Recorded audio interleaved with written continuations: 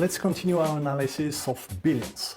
Season 2, Episode 11, Golden Frog Time, one of my favorite episodes of the whole series. In this video, inspired by the Cinema Sins channel on YouTube, we are looking at all the things that don't make sense from a financial point of view about the Ice Juice IPO. And you will be surprised, despite being a very entertaining and very realistic series, there are quite a lot of inconsistencies in the script of Billions. Let's count together the financial sins in this episode. I own a chunk of the company and I've represented the founder forever. He's done. He wants out. I can take it over. Majority ownership.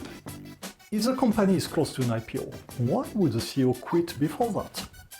And if he quits, who is replacing him? Clearly, it's not going to be Ira. He has no interest in managing the company. He just wants to cash in on the stocks. So why does he want the majority ownership? If he buys just shares from the CEO, and if he's not the CEO, who is the CEO?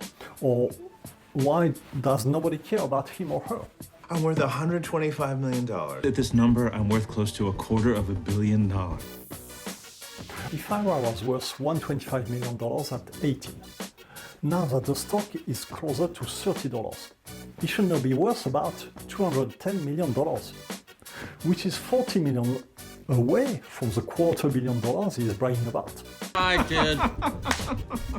Anyway, why are they so happy that the IPO is at $18? If the price reaches over $30 in a few hours, the company has clearly left money on the table. They could have raised the IPO of price. But don't allow yourself to feel it just yet. That clouds the thinking. Chuck Sr. was conservative before. Why has he become so aggressive later?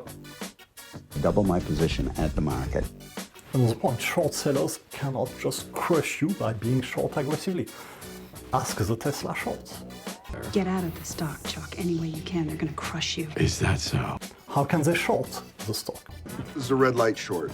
Axe doesn't get positions this size wrong. To short, you need to borrow the shares first. The underwriters are not allowed to lend it.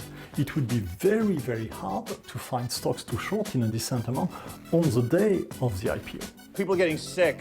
Something's breaking out. They don't know if it's listeria or...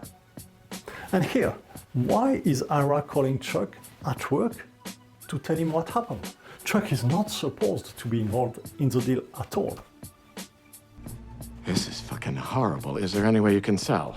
Chuck, my stock's all restricted. If he's locked up, why does he care about the price right now? He should really only care about what happens in 3 or 6 months' time when the lockup period ends. Also, some of the shares Ira received were not bought from the CEO. They were received for his work as a lawyer. Why can't he sell those in the IPO? Closing price, $389. Still bond. And why does everyone, including Axe Capital, act like the company is dead? The IPO process required proper due diligence. It showed the fundamentals were solid. The IPO was successful at $18, so the company has loads of cash. And once the origin of the sickness is discovered, the stock must bounce back. Actually, why is Axelrod not buying back, leaving aside the compliance issues? He knows how solid the company is. He could buy the stock cheap, maybe even get a controlling stake in a very healthy company. And wouldn't that be fun? No, Chuck, you didn't go into your trust. Chuck here is acting weird. It's not even his money. Fluke thing. The whole $8 million equity piece? Now we are talking about $8 million? TradeRight's bidding for close to 700,000 shares on the name.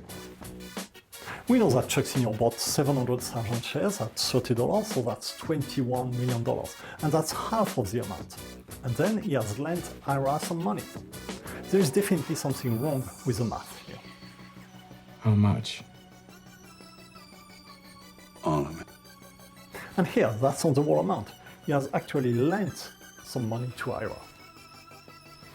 Well, that's it for today. I think we counted a total of 16 inconsistencies, or at least questionable issues in this episode of Billions. not much to worry about, because overall I think the depiction of financial issues in Billions is pretty accurate, not to say excellent. But still, I just wanted to invite you today to explore a bit more the Billions series and help you figure out how you can question and investigate further the script of each episode. This is really a fascinating exercise, and believe me, you will learn a lot by doing so. Well, thank you for watching, and of course thank you to FinTech for the original concept and production of these videos. If you enjoyed it, please subscribe, give it a like below, and leave me your comments further down to tell me which episodes you'd like to see analyzed next. See you soon!